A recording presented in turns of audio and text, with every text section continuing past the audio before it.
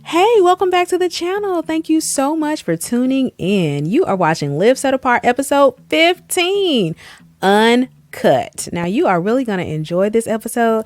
I interviewed Dr. Charles Houston, who is the pastor of counseling at our home church, Word of Faith Family Worship Cathedral in Austell, Georgia, and marriage and family therapist. Now, Dr. Houston saved my life several years ago, and you'll hear a little bit more about that in the episode. But I wanted to share the gift of his encouragement and wisdom with you, especially for the singles ahead of National Singleness Awareness Day, aka Valentine's Day. I want to make sure that you are encouraged to keep on trusting God to guide you to make a God-ordained choice in your spouse and to honor your desire to make that choice. So you're going to be encouraged. Be sure to like, share, and comment on this video. If you have any additional questions that you'd like to ask Dr. Houston, just drop them right down below. And if you haven't already, be sure to subscribe. Enjoy. Well, thank you, Dr. Charles Houston, for being a guest on Live Set Apart. I am so excited to have you here. I admire you so much. I value your gift so much. You have truly impacted my life. And so I really appreciate you taking the time to chat with me today. I really appreciate you too as well. Thank you for asking me that. I'll never take it for granted when someone asks me to speak in any capacity. And so thank you for allowing me to be here with you this evening. Yes. Well, on my podcast, we do a lot of talking about gifts and purpose. And so, the mission of this podcast is to encourage people, encourage us, encourage listeners to embrace their unique gifts and to be who God created them to be. And to walk in their purpose. So gifts and purpose, they go hand in hand. And I like for people to make that connection between their gifts and their purpose and to see how they go hand in hand.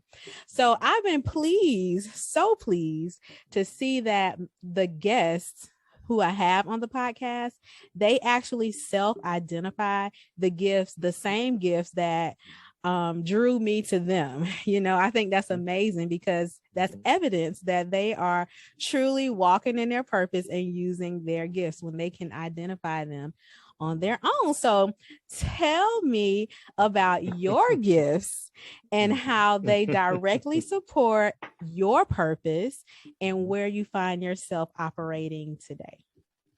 So when you ask me about my gifts, the three things that immediately come to my mind are encouragement as one. I call myself a master encourager because that is part of how I live my life with all my relationships, personal, professional, clinical, and in ministry, from a ministry standpoint. So I'm an encourager to my heart, and so the gift of exhortation and encouragement is huge. Empathy is another area that I operate in, which is very helpful not only as a pastor but also as an associate marriage family therapist. Empathy is critical to building what we call the therapeutic alliance or relationship, which is the relationship between the counselor and the client. And then thirdly is teaching. I am big on teaching, just basically what I learned biblically, as well as clinically, as well as just life principles. So I would say the encouragement, the empathy, and the teaching, because I believe that a big purpose or a part of my purpose is to lift up people and to get them to, which is a big part of your show, connect to their purpose. Yes. To be a connector in that way and to always keep people's hopes and spirits up. And I don't even want to, we don't even have time to talk about this, but there's a lot of hopelessness in our world right now for a lot of reasons. But those are the three main gifts that I think I do have. Yeah, we're spirit twins almost in a sense, because Hmm. my top three gifts are Hmm. spiritual gifts, Yeah. are Hmm. teaching, Mm. encouraging, and Mm. serving. Wonderful. So Yes. we're like Yes. almost Yep. twins almost. Exactly. That's right. Yes. Yes, it is. That is true. So, do you Hmm. see your gifts? I know you could you talk a little bit about what you do as your Hmm. what do you do for a Hmm. living, for your Yep. ministry, and how your gifts are related to that? So the two main things that I do, I have two jobs, and I always joke with people, I'm a very blessed man because a lot of people either don't have a job or they have a job that they don't like or care for. I'm blessed. Come on now, I'm blessed because I have two jobs that I love. My first and my main job is I am the pastor of counseling at Word of Faith Family Worship Cathedral, Yes. where Bishop Dale C. Bronner Yes. is our pastor, senior pastor, founder, spiritual father.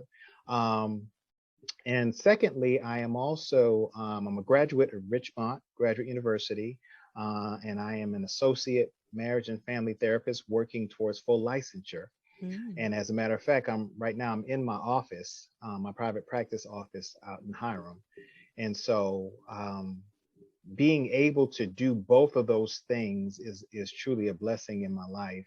Um, Back in really quickly 2013, we connected to Richmond Graduate University and developed what they call Hope Counseling Centers. We have a Hmm. Hope Counseling Center, and back then, God let me know that I would be, or I needed to look to go back to school to get a graduate degree. So Hmm. from 2016 to 2020, I was in grad school. Hmm. Um, and one of the reasons that he showed me that he wanted me to do that is because everybody does not honor, um, being a pastor or the knowledge base that people, um, that spiritual leaders have. Hmm. But when you accumulate clinical evidence-based knowledge, Hmm. that you can cover both sides of the coin. People Yes. who are spiritually connected, and also people who may not know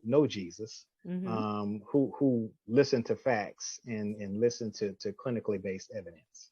Yes. Wow. So I want to know if, well, first of all, it's great that you are doing things that you love, two Hmm. things Hmm. that that you love. I will get there one day. I I think have you're doing part of seasons. what you love right now.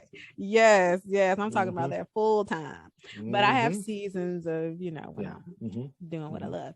But I Hmm. want to know if, because I see where you are now and you're thriving. Hmm. And I met you in the capacity Hmm. of you as a counselor Right. years ago Hmm. Hmm. during premarital counseling. Yes. That Hmm. saved my life. Thank you, Jesus. But so I've been a witness of your gift in action. I want to know now that it's Hmm. 2022 and you win, you Uh-huh. got your grad degree, Hmm. what was your journey to discovering and just confidently, walking in your purpose, even being confident enough to go get your grad degree, like you just explained, to be able to reach, both sides? Hmm. What was your journey to discovering your purpose like? Was it something easy? Did you have a struggle?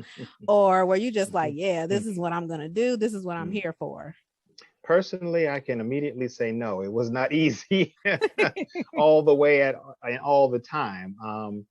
I have struggled with. So I'll say this: most people fall on one or the other side of the coin in terms of how they see themselves. Mm, Some people have what I call the superiority complex. mm. They think they all that in a bag of chips. And their confidence level is beyond regular. It's arrogant, Mm, which is unhealthy. Then other people have an inferiority complex, and mm, I have always leaned towards the latter, and so have had to, as the Bible says, encourage myself in the mhm, Lord, and mhm, have received, encouragement from other people. You know, the encourager needs encouragement, which Yes. I know you know Yes. personally. And so so my journey wasn't easy, but I find the more that I sit with God and I really attempt to listen to him, and pay attention to what's going on around me and in my life, that purpose walk is not as difficult. And so spending time with him and trusting him in the process, trying to do what I know to do, and just having a discerning spirit about what's good, what's not so good, and then being encouraged by people around me. Grad school was something that I was encouraged to do. When I as an example, our bishop, who is, in addition to being my spiritual father, has been a huge encouragement in my life in a lot of ways, and to my family. When I asked him about grad school and we had a conversation, he was nothing but encouraging.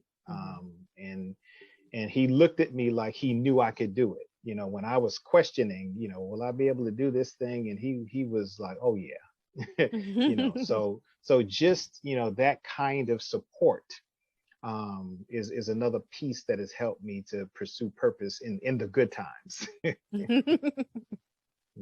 Yes. So I wonder if the young Charles Houston ever saw himself doing what he's doing today. That's an amazing question. Honestly, not necessarily. No, not exactly. And we have to define what young is. So, right. I mean, my earliest memories, I remember back in, I'm originally from Brooklyn, New York. And I remember a good friend of mine that I had growing up. His name was Joseph. When I was a young, adolescent, we talked about things like being a firefighter and a scientist. That was the kind of thing that we talked about at that age. I think once I came into being a teenager, it was like it was blank. I didn't know what I wanted to do. So I didn't really have a clear direction. Once I gave my life to the Lord as a teenager, I knew I was going to be involved with ministry in some capacity. I never necessarily saw myself as a pastor or a deacon in the church or anything. And so, it didn't become more defined for me until I actually moved from New York down here to Atlanta in 1993. And then the next year, my wife and I, my wife was my college sweetheart, we got married here in Atlanta. And then things started to form and take shape for me a little more. All right, because that's around the time that you had your aha moment, as Oprah and Dr. Phil would say. Yeah. So what happened? What was your aha moment? How did you respond to it? It began at my prior church. My wife and I were members at St. Peter Missionary Baptist Church at the time, and getting involved in serving in ministry kind of helped point me in the direction that God intended for me to go into the whole time in terms of ministering and serving people. And that was the beginning phases, because I was a deacon. I became a deacon at St. Peter, and my wife and I came to Word of Faith in 1997. So Word of Faith was 7 years old. Bishop founded it in 1991. And again, this is our 30th year of ministry. And so, in serving there, being a young married man and then being made a deacon, things started to come together for me. So it was it was a flow. It wasn't something that I was forcing. It was a flow. Those are two words right there. I never felt the need to force my purpose. It just became a flow, and I always try to do what is right, or at least what I believe to be right. And God corrects me along the way. I like that you just mentioned forcing, your purpose and then flowing, force and flow. Mm-hmm. What would you say to people who are right now who may just not be operating where they would want Mm-hmm. to be in the Mm-hmm. in its full capacity, who Mm-hmm. are trying to force Mm-hmm. things to happen, who can't Mm-hmm. just chill and relax in the flow? What Mm-hmm. would you say to Mm-hmm. that person? First thing I would say is to calm down. um, and that's from a again a spiritual and a therapeutic standpoint. We have to relax and breathe, and just even in addition to getting with God in prayer, getting some mentorship around us, getting some practical knowledge and wisdom, being around people who can see not only the negative but the best in us, and have the right people speaking into our lives, people that don't want to take from us, but they can see what we could be and they want to help us get there. Who you're around is huge. Who you spend time with, and I'd also say doing more research, taking analyses like strengths personalities and strength personality tests and things of that nature to figure out, what am I gifted in? Because again, going back to what you mentioned, gifts always connect us to purpose. Yes. God gives us or equips us with what we need so we can eventually do what he needs us to do. Yes, thank you for that. I think well, I can speak for myself and I'm sure other people as well. It's the waiting, Yeah. patience, having patience and just being able to relax and just flow. That's where I struggle, just patience, because I'm so future minded. Like I'm always thinking about the future. I have to make myself chill and just be in the moment and just flow like that. Now, one of my previous guests, he said that you can, and he was so practical in his interview, but he mentioned that you can't quit your purpose. And I can relate to that. I loved when he said it, but he said he also went on to say that you may get sidetracked, you might be set back, or anything else, but you just can't quit it. I've been sidetracked before. How do you stay focused on your purpose? I stay focused because I realize that, how can I say this? I'm a huge person of peace, meaning I need my peace. And when you're sidetracked, your peace leaves you, anxiety slips in, and it makes everything delayed. And I'm a huge time person. But at the same time, I was just sitting here writing down some things while you were talking, that patience is necessary to reach purpose. And so I remember, that patience comes when we focus on the process. We get into anxiety, Val, when we have what Bishop calls destination disease. So in other words, we're so focused on the achievement or the end goal that we forget about the process.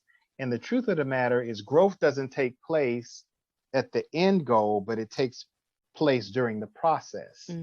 And that requires patience. So what you become doesn't happen when you get to the finish line.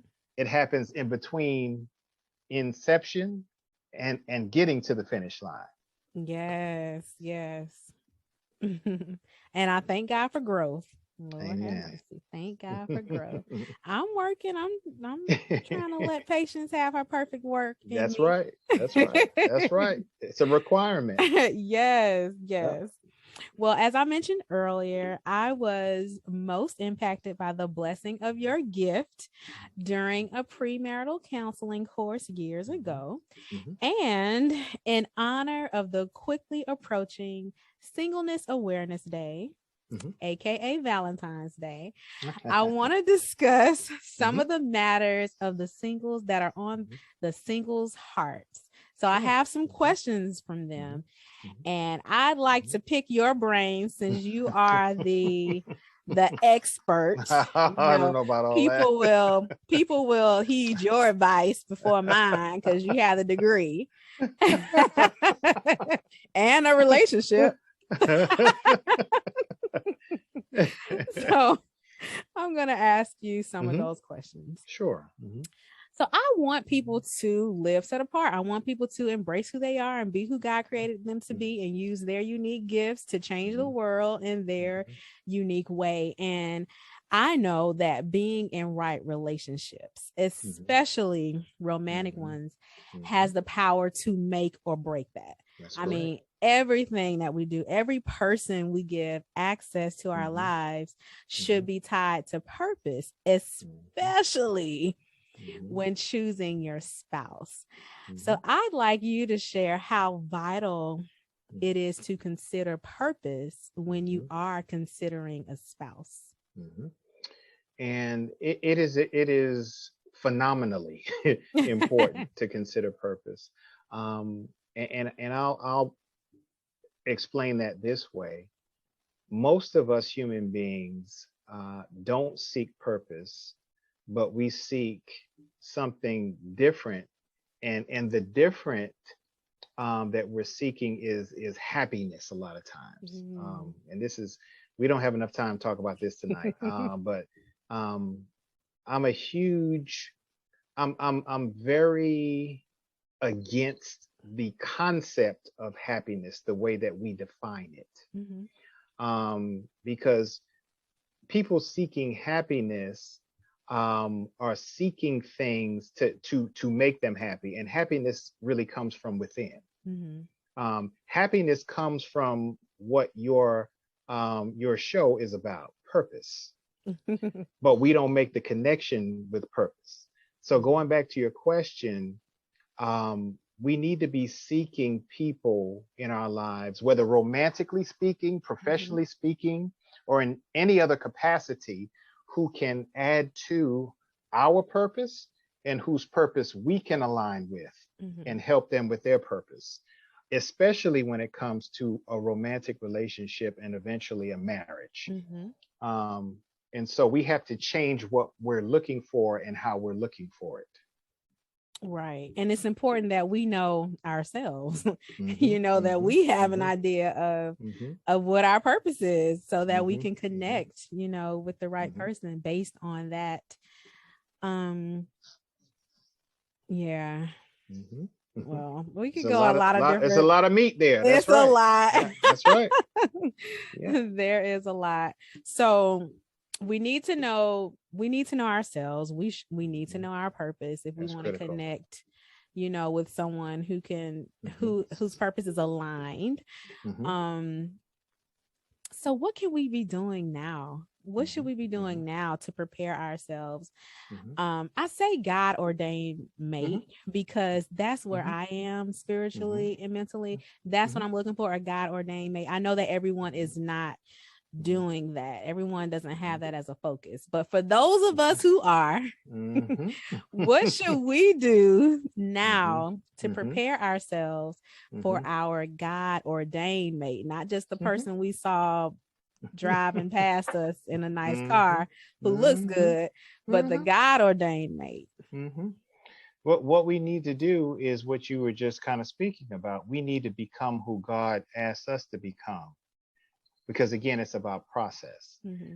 Usually, you find that God ordained mate when you're in the midst of pursuing purpose. Mm-hmm. um, Really quick story about how my wife and I came together. Mm-hmm. Again, we're both from Brooklyn, New York.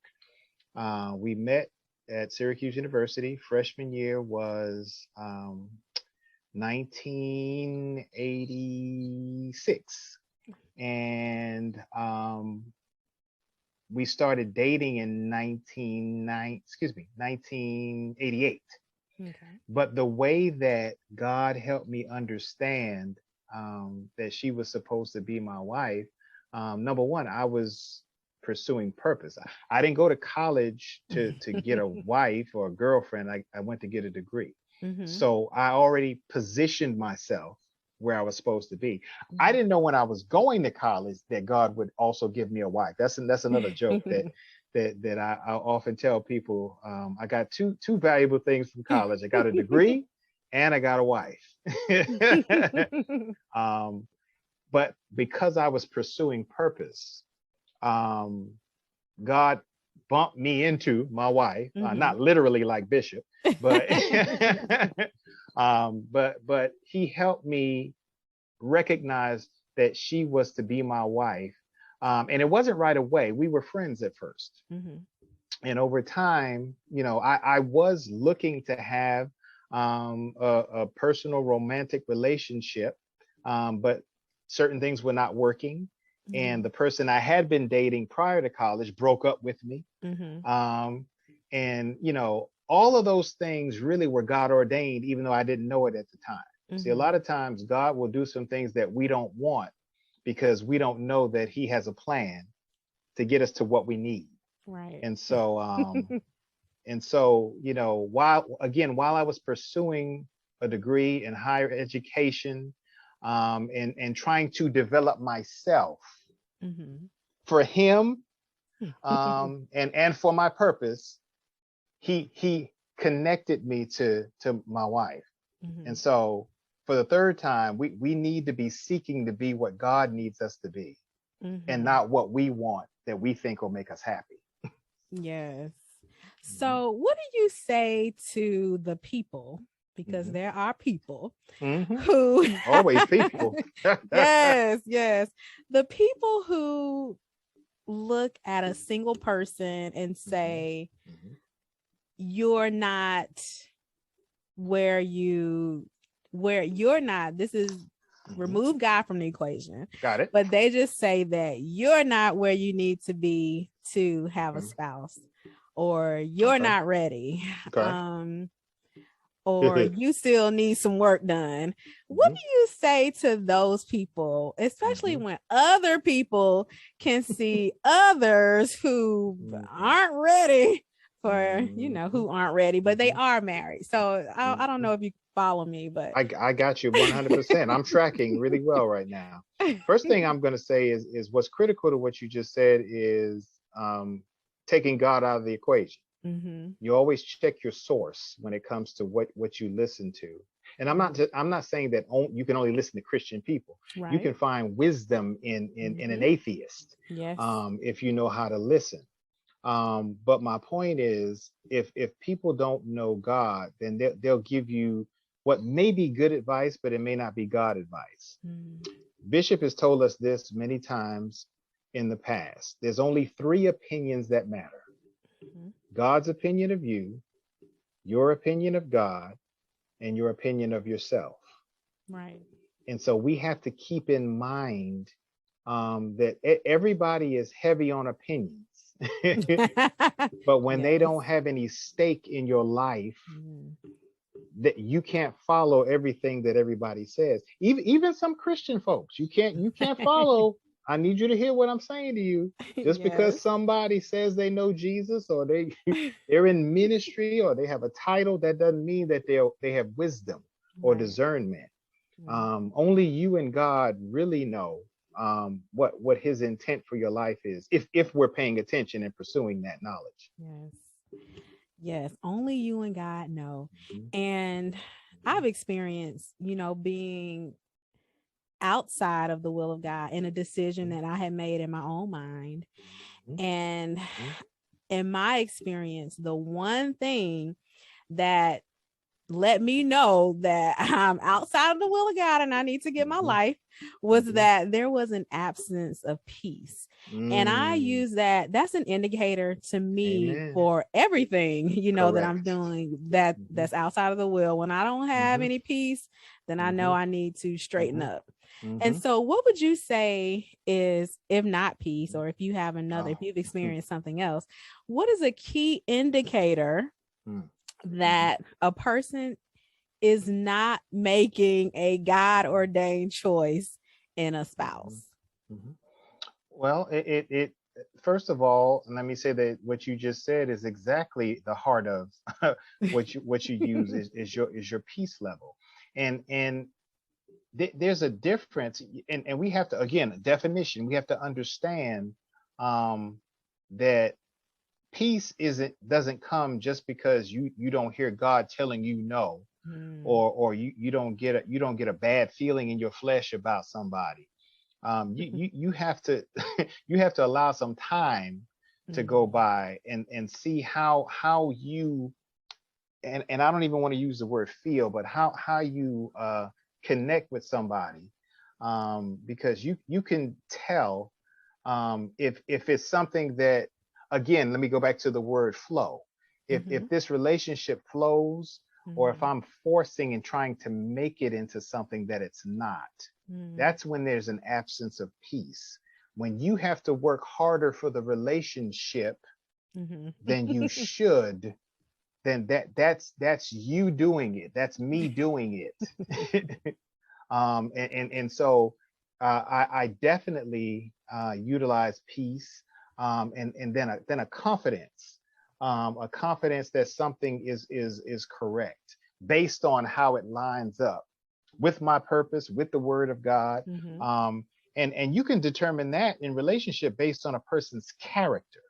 Yes. You know, that Whew. that is that is a key component, Val, that most people don't look at. But character and Mm, peace are two things that you don't realize how much you need it until mm. you don't have it anymore. Whew. Lord, that's the truth.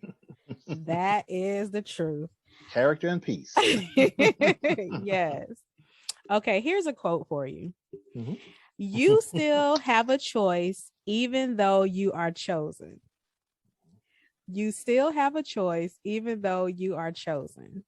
When you hear that, what are your thoughts on that Well, statement? my first question is, number one, again, source. Where did that come from? Um, and honestly, I'm not sure I understand what it means. So Mhm. before I can answer that, I would want to know, where did that come from, and what was the intent of that quote? Yes. Because I'm a So huge quote man.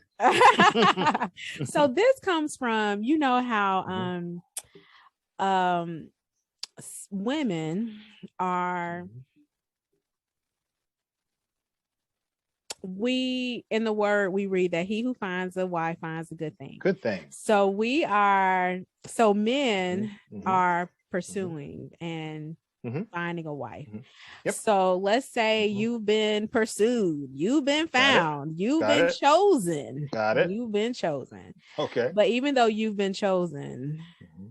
sister, you still Right. have a Right. choice. I've Correct. seen there are situations where, Hmm. sometimes people, okay, he chose me, yes, I say Hmm. yes. Hmm. So Hmm. that's where Hmm. this is coming from. You Okay. still have a choice even though you are Yeah. chosen. Agreed 100%. When you say that way, yeah, you always have a choice. And let me say this, especially for all my sisters who are going to hear this. you know God never takes our choice away. So what I tell people in premarital counseling and marriage counseling Mhm. is, if God doesn't take away your choice, don't let your spouse or anybody else take your choice away. Mm, Me being married does not mean that I own my wife. mm. You understand what I'm saying? My wife is a gift to me. She's a human being like I am. And something that I know you heard me talk about in premarital counseling is, you can't make anybody do anything.